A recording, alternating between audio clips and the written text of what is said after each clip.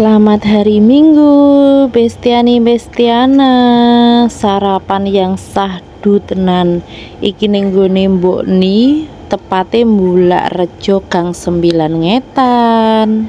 Warung iki tempo dulu banget yo guys, sampai goreng tempe kuwi karo nyuguk nih kayu koyo ngene iki. Tempe ndine nek gak semantep tempe ning nggone Mbokni.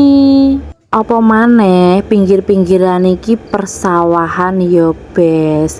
Dadi sahdu tenan sarapan ning kene iki. Ning kene iki sego pecele beda daripada yang lain guys.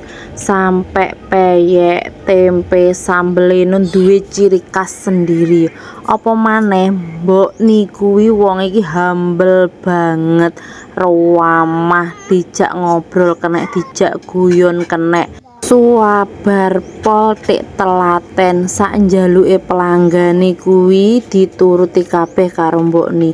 Bahkan enek sing tambah lawuh, kadang ki yo gak oleh mbayar lo guys karo Mbokni iki.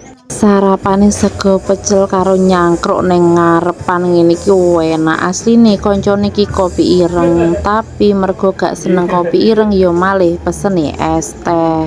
Mang setengah 6 rene sing ngantri wis wong 3. Saiki jam 6 sing ngantri wong sakmene kene.